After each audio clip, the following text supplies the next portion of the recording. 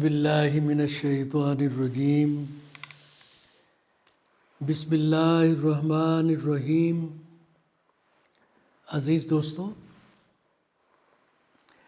Idea foundation forum میں آپ سب کو خوش آمدید کہتا ہوں۔ آج ہم تحقیقی موضوع مسلمانوں کے زوال کے 6 بڑے اسباب کے تحت چوتھے ذیلی عنوان غیر شراکتی غیر جمہوری رویے پر گفتگو کریں گے۔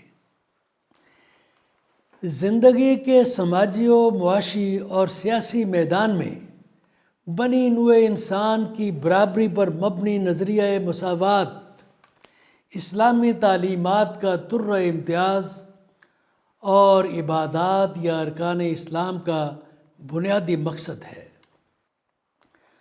قرآن، سنت، خاص طور پر حضرت محمد صلی اللہ علیہ وسلم کا خطبہ الوداع اس نظریے کی تعمیر کے لیے ضروری فکری بنیاد فراہم کرتا ہے، جبکہ عبادات یعنی نظریہ قائم کیا قرآن نے، سنہ نے اور رسول عربی حضرت محمد صلی اللہ علیہ وسلم کے خطبۃ الوداع نے، جبکہ عبادات تمام سماجی و اقتصادی اور سیاسی معاملات میں اس نظریے پر عمل کرنے کے لیے مسلمانوں کی تربیت میں مدد کرتی ہیں۔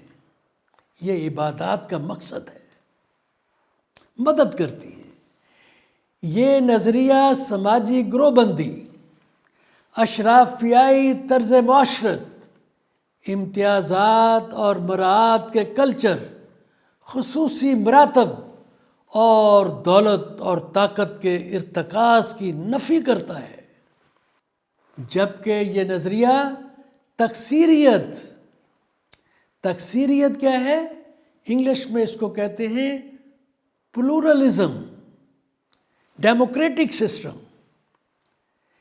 جبکہ یہ نظریہ تکثیریت، جمہوری شراکت داری، پارٹیسپیٹیو، انکلوسیو، سماجی و اقتصادی انصاف و مساوات، مساوی حقوق و استحقاق کو فروغ دیتا ہے، لیکن بدقسمتی سے نہ تو اس نظریے کی روح کو ہماری عوامی زندگی میں منظم اداراتی شکل دی جا سکی، یعنی ادارے نہیں بنا سکے۔ It couldn't be institutionalized۔ اور نہ ہی عبادات اپنے اجتماعیت کے طرز عمل کے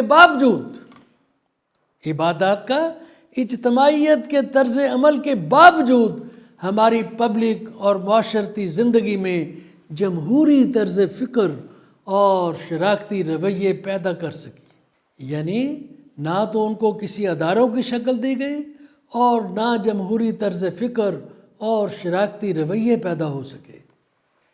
ڈارون ایس موگلو اور جیمز اے رابنسن 2 آتھرز ہیں۔ انہوں نے اپنی انسائکلوپیڈک کتاب میں، جس کا عنوان ہے قومیں ناکام کیوں ہوتی ہیں، سویلائزیشنز کولیپس کیوں کرتی ہیں، یہ نتیجہ اخذ کیا ہے کہ قومیں اس وقت ناکام ہو جاتی ہیں جب ان کے معاشی ادارے جمہوری اشتراک سے عاری یعنی نان انکلوسیو ہوتے ہیں، جن کی پشت پناہی غیر جمہوری ایکسٹریکٹیو سیاسی ادارے کرتے ہیں، لوٹ کھسوٹ والے ادارے، جس میں عوام کی مرضی، عوام کی رائے کا کوئی عمل دخل نہیں ہوتا، جو اقتصادی ترقی کو سست کرتے ہیں بلکہ روک دیتے ہیں۔ یہ نتیجہ اخذ کیا ہے اس وقت کے 2 عظیم عالمین نے، بہت بڑے جو اس وقت موجودہ دور کے اسکالرز ہیں۔ آج کی بحث اس کتاب میں دیے گئے تجزیہ کے تناظر میں مسلمانوں کے زوال کے تاریخی جائزے اور مساوات کے اصولوں پر مبنی جمہوری و شراکتی اداروں کے قیام کے سلسلہ میں اسلامی تعلیمات کی پیروی میں مسلمانوں کی غفلت پر مرکوز ہوگی۔ قرآن، سنت اور حضرت محمد صلی اللہ علیہ وسلم کے خطبۃ الوداع نے مسلم معاشروں کے سماجی و معاشی اور سیاسی میدان میں مساوات کے نظریے کی بہت مضبوط بنیاد فراہم کی ہے۔ آئیے اس سلسلہ میں کچھ حوالہ جات پر غور و فکر کرتے ہیں۔ ہمارا چھوٹا سا سیارہ یعنی زمین کائنات کا حصہ ہے، پارٹ آف یونیورس ہے، جو اندرونی ہم آہنگی، ترتیب یعنی آرڈر اور بہترین اندرونی شراکتی طرز عمل پر مبنی نظام پر قائم ہے۔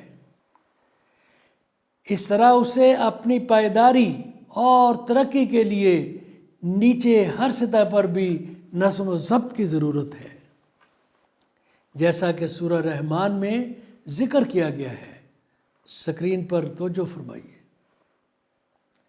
نمبر 2، قرآن حکیم کی روشنی میں انسان کو 2 قسم کے فرائض ادا کرنے ہیں، ایک اپنے اللہ کے لیے اور دوسرا اپنے ساتھیوں کے لیے۔ اللہ کی رضا کے حصول کے لیے انسان کو عدل، جسٹس، نظم، آرڈر اور سماجی و اقتصادی مساوات قائم کرنے کا حکم ہے، مشورہ نہیں ہے، حکم ہے۔ ان فرائض کو تقویٰ کا درجہ حاصل کرنے کے لیے ایمان کا لازمی حصہ بنایا گیا ہے، یعنی ایمان کی تکمیل نہیں ہے اگر حقوق العباد کو ذبح کر دیا گیا۔ اس سلسلے میں چند قرآنی حوالہ جات اسکرین پر دکھائے گئے ہیں، مناسب وقت پر ان کا مطالعہ کیجیے۔ نمبر 3، قرآن حکیم انسان کو اجتماعی فلاح و بہبود کے نظام کو ایسے اصولوں پر استوار کرنے کی ہدایت کرتا ہے جس سے ہر قسم کی ناانصافی، عدم توازن اور عدم مساوات کا خاتمہ ہو سکے، تاکہ معاشرے کے تمام عناصر کو مساوی حقوق ملے اور وہ اپنی ذمہ داریاں خوشی سے پوری کر پائے۔ جب حقوق ملیں گے مساوی تو ذمہ داریاں نبھانے کے لیے بھی خوشی محسوس ہوگی۔ در حقیقت یہی پیغمبرانہ مشن کی روح تھی، یعنی یہی وہ ہدایات تھی جو ہمارے پیغمبروں نے، ہمارے رسول حکیم، ہمارے رسول کریم حضرت محمد صلی اللہ علیہ وسلم نے بھی ہمیں ہدایت کی۔ نمبر 4، قرآن حکیم متوازن زندگی کے سنہری اصول پیش کرتا ہے، گولڈن پرنسپلز، جو اس زندگی میں سماجی امن اور شخصی آزادی اور آخرت میں نجات دونوں کو یقینی بناتے ہیں۔ یہ اصول مسلمانوں پر زور دیتے ہیں کہ وہ سماجی و اقتصادی مساوات اور منصفانہ طرز عمل کو یقینی بنانے کے لیے جمہوری و شراکتی اور مسابقتی اداروں کے ذریعے دستیاب وسائل کو انسانیت کی ترقی کے لیے استعمال کریں۔ یہ مسابقتی ادارے کیا ہیں؟ یہ ہیں کمپٹیٹیو انسٹیٹیوشنز، جمہوری انسٹیٹیوشنز، انکلوسیو انسٹیٹیوشنز۔ تو نمبر 5، آپریشنل کارکردگی کے لیے انفرادی مفاد کو تسلیم کیا جاتا ہے۔ اسلامی کلچر، اسلامی تہذیب اس کی اہمیت کو سمجھتی ہے، لیکن یہ دولت کے ارتکاز اور معاشی عدم توازن کو فروغ دیتا ہے۔ اس رجحان کو روکنے کے لیے، اس کے ارتکاز دولت کے خطرات کو روکنے کے لیے قرآن نے سماجی و اقتصادی مساوات کو فروغ دینے کے لیے یقینی اقدامات وضع کیے ہیں۔ شہری حقوق اور استحقاق کے لیے تمام شہریوں کو مساوی قانونی تحفظ فراہم کیا گیا ہے۔ سود کی ممانعت کی گئی ہے، اور زکوٰۃ و خیرات کی ترویج، یہ سب خاص قابل ذکر کوشش ہے، قابل ذکر اقدام ہیں۔ نمبر 6، رنگ و نسل کی تفریق کے بغیر مرد اور عورت کی برابری، غلامی کے خاتمے، عوام کی بلا امتیاز سماجی و معاشی تحفظ، اور مساوات اور انصاف کی منصفانہ فراہمی کے اصول، جو قرآن اور خطبۃ الوداع میں 1400 سال پہلے پیش کیے گئے تھے، یقینی طور پر، یقیناً میگنا کارٹا کے چارٹر، گلوریس انقلاب، فرانسیسی انقلاب اور پیپلز چارٹر کے ذریعے وضع کردہ اصولوں کے مقابلے میں اپنی روح میں، اپنی اصل میں کہیں زیادہ جامع اور ترقی پسندانہ ہیں۔ مطالعہ کیجیے، چیلنج ہے۔ میگنا کارٹا سے لے کے گلوریس ریولوشن تک، بلکہ جو آج کے پروٹوکول ہیں تمام کو سٹڈی کریں، اور اس کے بعد خطبہ رسول مقبول حضرت محمد الرسول اللہ صلی اللہ علیہ وسلم کے بتائے ہوئے 13 پوائنٹس کو کمپیئر کریں، آپ کو پتہ چلے گا کہ وہ کس قدر سپیریئر اور بلند مقام رکھتے ہیں۔ قرآن معاشرتی معاملات کو باہمی مشاورت سے طے کرنے پر زور دیتا ہے۔ 7واں کیا ہے؟ قرآن معاشرتی معاملات کو باہمی مشاورت سے طے کرنے پر زور دیتا ہے۔ انصاف، مساوات، نظم و نسق، انسانی حقوق اور اجتماعی بہبود کے بارے میں قرآنی ہدایات کے قائم کردہ معیارات پر پورا اترتے ہوئے باہمی مشاورت کا اصول جدید تناظر میں آج کے دور کے تناظر میں عوامی معاملات یعنی پبلک افیئرز میں شراکتی یعنی انکلوسیو اور جمہوری فیصلہ سازی کے لوازمات کو پورا کر سکتا ہے۔ نمبر 8، عبادات مسلمانوں کو مل کر، جوائنٹلی، کولیکٹیولی، اجتماعی فلاح و بہبود، انصاف، مساوات، امن، خوشحالی اور ثقافت، رنگ اور نسل کی تفریق کے بغیر انسانی حقوق کے تحفظ کے لیے ایک مربوط اور ایمان پر مبنی معاشرہ قائم کرنے کی تربیت دیتا ہے، جس کے شاندار اجر کے لیے مسلمان کی نظر آخرت پر مرکوز ہو، دنیاوی فائدے کے لیے نہیں، اللہ کی رضا کے لیے۔ مسجد، کعبہ، زکوٰۃ اور خیرات مسلم معاشرے کی روحانی اور سماجی ہم آہنگی کے شاندار ادارے ہیں۔ اس کے علاوہ یہ ادارے باہمی فائدے اور کمیونٹی کے اجتماعی بھلائی کے مواقع فراہم کرتے ہیں۔ معاشی توازن، طبقاتی نفرت اور غربت پر مبنی سماجی خطرات سے نمٹنے کے لیے سماجی ہم آہنگی اور قومی استحکام کو فروغ دیتے ہیں۔ تو عزیز دوستو، اب اگر ہم مسلمانوں کی تاریخ پر ایک سرسری نظر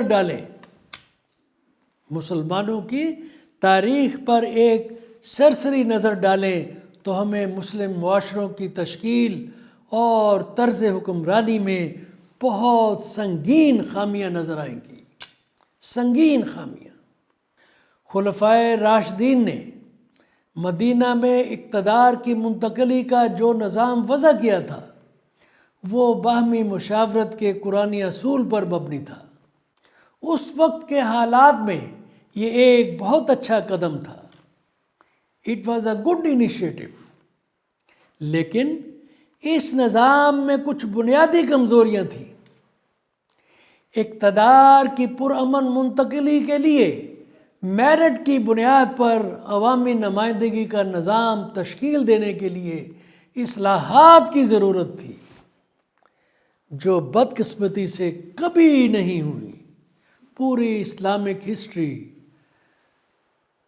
کو پڑھ لیں، کبھی یہ سنجیدہ کوشش نہیں ہوئی، بلکہ مختلف قبائلی اشرافیہ کی طرف سے آمرانہ حکمرانی کو دوام بخشا گیا، تقویت بخشی گئی۔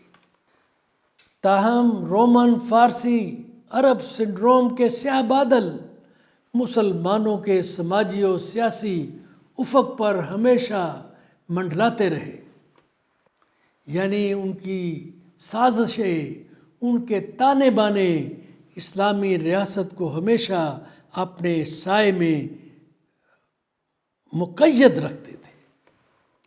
مطلق العنان اور اشرافیہ کی حکمرانی نے اپنی بقا کے لیے ہمیشہ جبریت کیا ہوتی ہے؟ ڈٹرمنزم، فکری جمود، استخراجی و استحصالی حکمرانی، سماجی و اقتصادی عدم مساوات وغیرہ جیسی برائیوں کو جنم دیا، بلکہ ان کو تقویت دی۔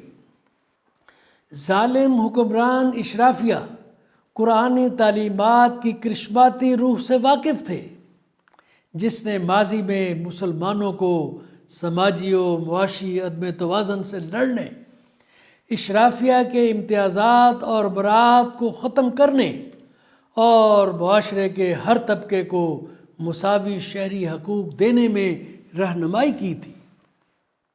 حکمران اشرافیہ ہمیشہ اس حقیقت سے خوف زدہ رہتی تھی کہ کہیں اسلام کا یہ انسانیت دوست جذبہ دوبارہ نہ بھڑک اٹھے اور ان کو جلا کر راکھ کر دے۔ لہٰذا اس انسانیت دوست جذبہ کی روح کے دوبارہ ایک مضبوط قوت کے طور پر ابھرنے کے کسی بھی امکان کو ختم کرنے کے لیے انہوں نے اس کی روحانی اور فکری بنیاد کو خراب کرنے کے لیے ہر طرح کی ممکنہ فریب کاریوں، چال بازیوں، دھوکہ دہیوں، منافقانہ ہتھ کنڈوں اور دیگر غیر منصفانہ حربوں کا استعمال جاری رکھا۔ ان اشرافیہ کو اسلام کے ان دشمنوں کی حمایت بھی حاصل تھی جو میدان جنگ میں شکست کھا چکے تھے، اور انہوں نے اپنے آپ کو مسلمان ظاہر کر کے بدلہ لینا آسان سمجھا تھا۔ اس طرح ان تمام قوتوں نے مسلم کمیونٹی کو فرقہ وارانہ دلدل، دائمی داخلی کشمکش، سماجی و اقتصادی تقسیم اور فکری جمود میں مقید رکھنے کے لیے اکٹھ کر لیا تھا، اکٹھے ہو گئے تھے۔ بعد ازاں نو آبادیاتی ایٹ لیٹر سٹیج نو آبادیاتی حکمران کون ہیں؟ نو آبادیاتی کالونیل سپر پاورز، یہ جو برطانیہ آج ہیومن رائٹ کا چیمپئن بنتا ہے، ان کو کہتے ہیں نو آبادیاتی حکمران۔ تو بعد ازاں نو آبادیاتی حکمرانوں کی اظہار رائے، فکر اور فکری گفتگو کی آزادی، شراکتی اقتصادی اداروں اور تکثیری و جمہوری سیاسی رجحانات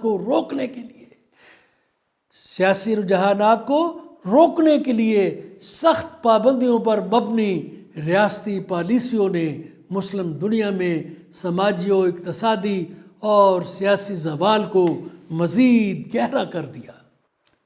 تو عزیز دوستو، کتاب قومیں ناکام کیوں ہوتی ہیں، جس کا پہلے ذکر کیا گیا ہے، اس کے مصنفین نے جائزہ پیش کیا ہے کہ کچھ قومیں کیوں کر خوشحالی کی بلندیوں تک پہنچ پائیں، جبکہ بہت سی اقوام اب بھی غربت کے جال میں گرفتار ہے۔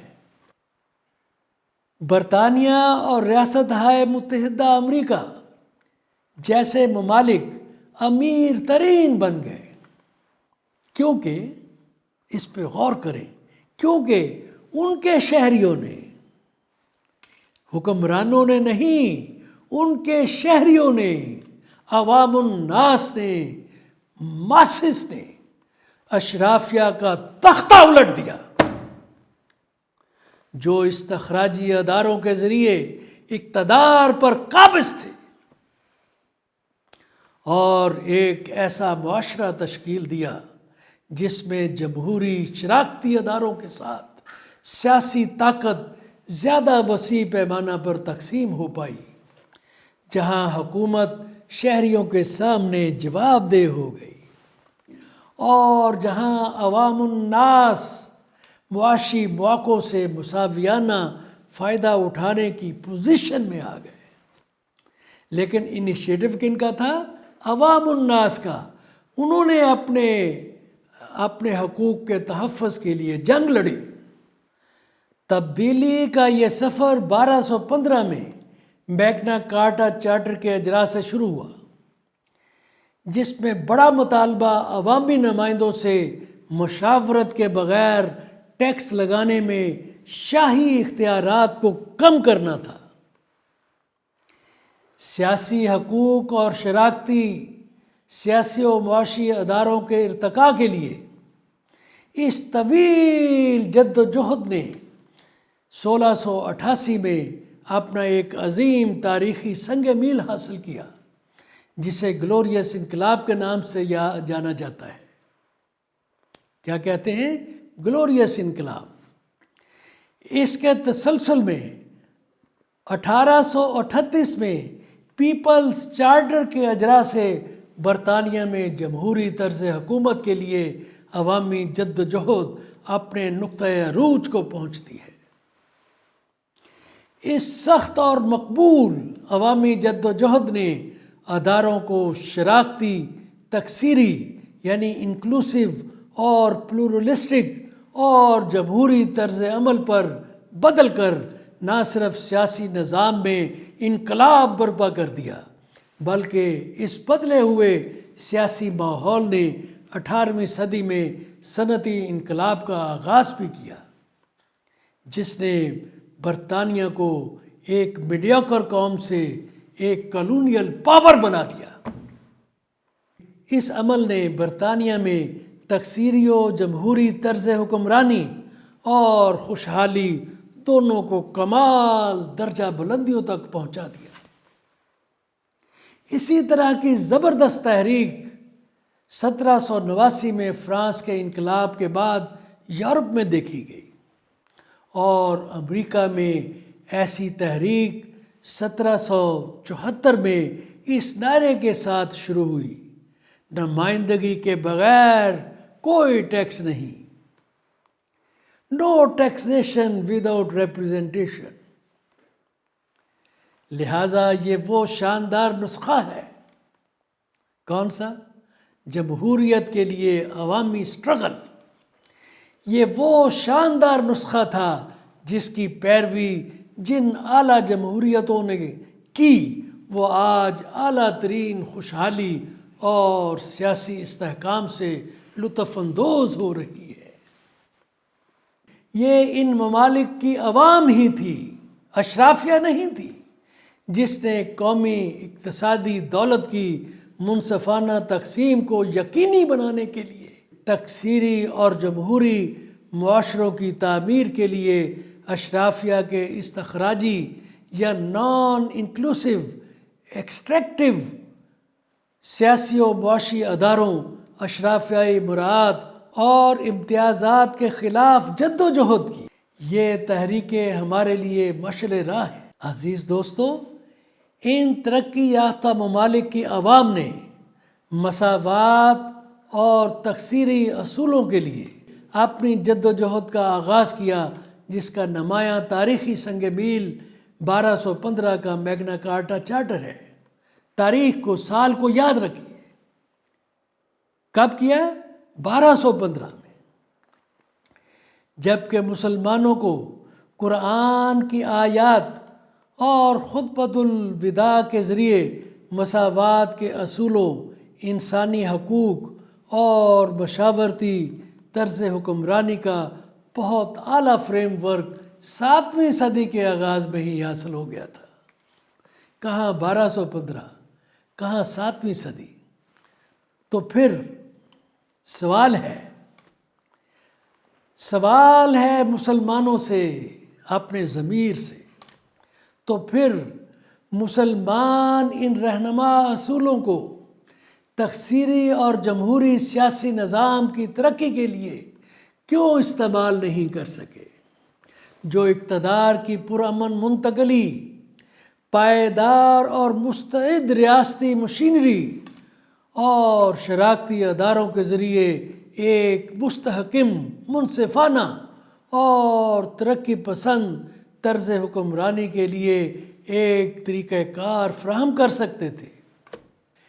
میری عاجزانہ رائے میں اس کی وجہ یا تو ہماری مذہبی قیادت کی نااہلی رہی ہے کہ وہ قرآن حکیم کی آیات اور خطبۃ الوداع میں بیان کردہ اسلام کی انسانیت پسند تکثیریت، مساوات اور ترقی پسندانہ روح کو سمجھ نہیں سکے، اور یا پھر وہ بدنیتی اور بددیانتی سے پرانے رومن، فارسی، عرب سنڈروم سے پیدا ہونے والی سماجی و سیاسی تقسیم کی روایت پر عمل پیرا رہے ہیں، جس کے ابتدائی نقوش 7ویں صدی عیسوی میں جمل اور صفین کی لڑائیوں کے دنوں میں دیکھے گئے تھے۔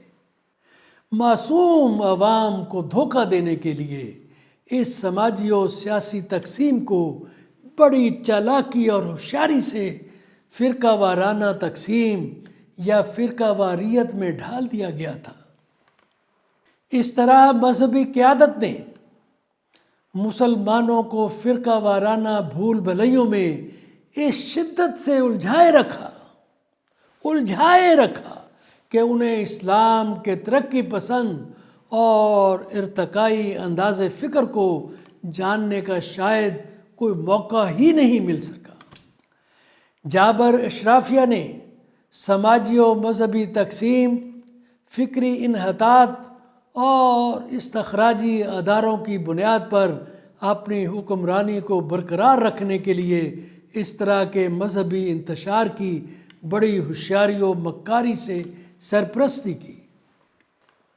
جیسا کہ ہم نے پہلے بات کی ہے، غاصب و جابر حکمران اشرافیہ ہمیشہ اسلام کے انسانیت اور مساوات کے جذبے کے احیاء سے، ریسٹوریشن سے خوف زدہ رہے ہیں، رینائسنس سے خوف زدہ رہے ہیں۔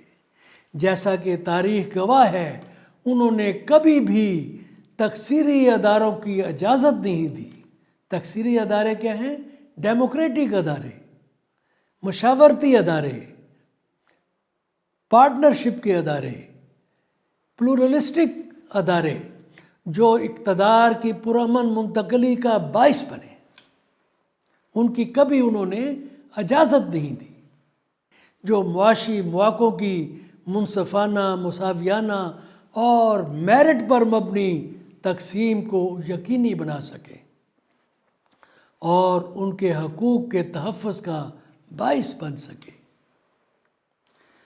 اور آزادی فکر کو زیادہ تر سخت کنٹرول میں رکھا گیا تاکہ استخراجی یا ایکسٹریکٹیو اداروں کے ذریعے ان کی غاصبانہ اشرافیائی حکمرانی کے خلاف اسلام کی انسانیت دوست اور انصاف و مساوات پسند روح بیدار نہ ہو سکے، سوئی رہے، غافل رہے۔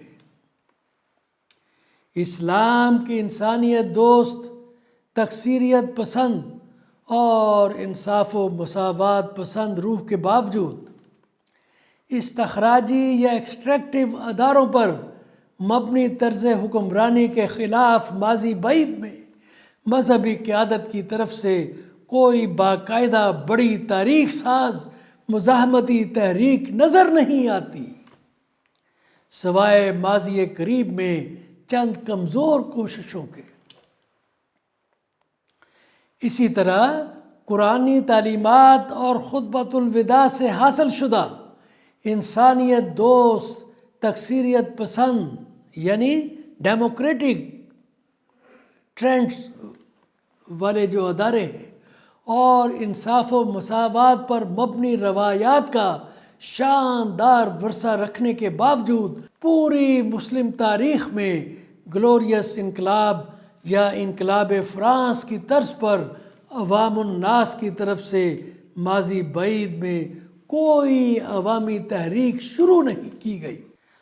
حالیہ دنوں میں چند ایک عوامی تحریکوں نے جنم لیا، مگر وہ بھی تکثیری یا جمہوری روایات میں یا سیاسی و معاشی میدان میں کوئی بڑے قابل فخر انکلوسیو اداروں کے قیام میں کوئی بڑی انقلابی کامیابی حاصل نہیں کر پائی۔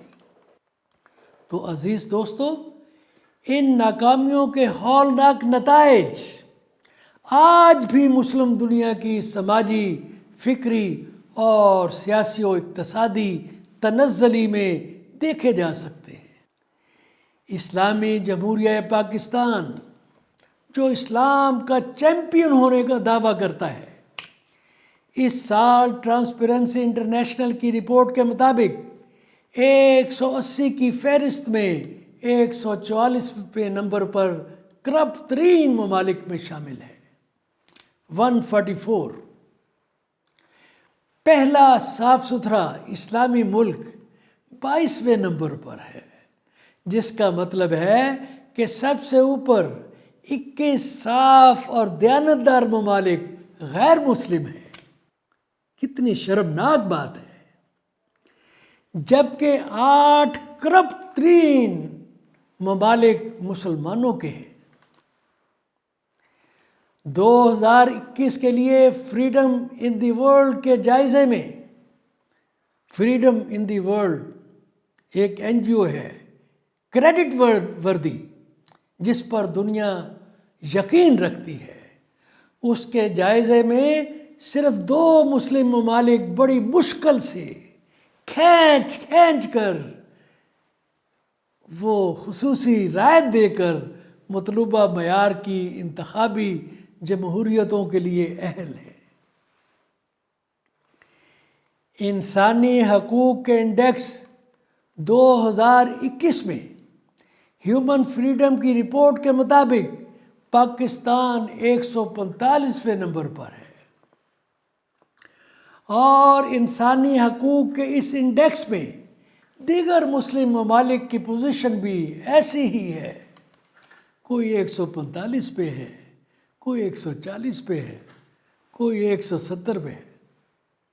ان حالات کا نتیجہ یہ ہے کہ OECD کے 20 دولت مند ممالک یا اقوام متحدہ کی سلامتی کونسل کے مستقل ارکان میں کوئی ایک بھی مسلم ملک شامل نہیں ہے۔ یہ اوقات ہے ہماری۔ غربت، ناخواندگی اور سماجی عدم تحفظ زیادہ تر مسلم ممالک کی پہچان ہے۔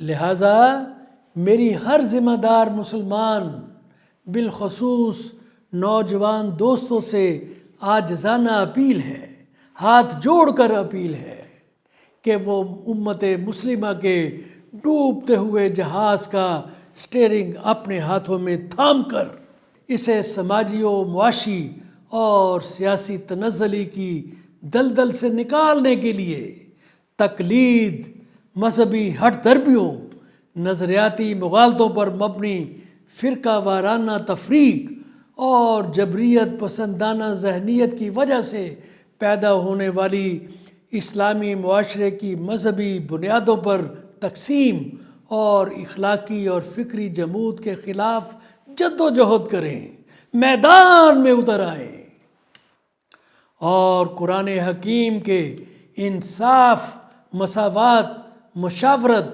مشترکہ بھلائی، سماجی و مذہبی ہم آہنگی اور ترقی پسندانہ پروگریسو انوویٹیو اصولوں کی روشنی میں انکلوسیو یعنی شراکتی اور تکثیری یعنی پلورلسٹک یا جمہوری بنیادوں پر سماجی و اقتصادی اور سیاسی اداروں کی تعمیر کے لیے بھرپور جد و جہد کریں، تاکہ امت مسلمہ کا یہ جہاز ڈوبنے کی بجائے امن، خوشحالی اور آزادی کی شاندار شاہراہ پر گامزن ہو سکے۔ تو عزیز دوستو، اس کے ساتھ ہم آج اپنی گفتگو کو ختم کرتے ہیں۔ یہ پروگرام اردو اور انگریزی دونوں زبانوں میں ریکارڈ کیے گئے ہیں۔ ان کی ویڈیوز آئیڈیا فاؤنڈیشن کی ویب سائٹ، اس کے یوٹیوب ویب چینل اور فیس بک پر دیکھی جا سکتی ہیں۔ پچھلی ویڈیوز اور تحریری کاپیاں بھی فاؤنڈیشن کی ویب سائٹ پر دستیاب ہیں۔ پڑھنے کے شوقین خواتین و حضرات ان سے استفادہ کر سکتے ہیں۔ آج کا لیکچر نمبر 134 ہے۔ برائے کرم اس پروگرام کا کوڈ نمبر نوٹ فرما لیں۔ Idea 1BR28، website www.ideafoundation.com.pk۔ تمام دوستوں سے گزارش ہے کہ اس نیک مقصد کے حصول میں اپنا حصہ ڈالنے کے لیے فاؤنڈیشن کے یوٹیوب ویب چینل کو ضرور سبسکرائب کریں۔ آپ کی شرکت کا شکریہ۔ اللہ حافظ۔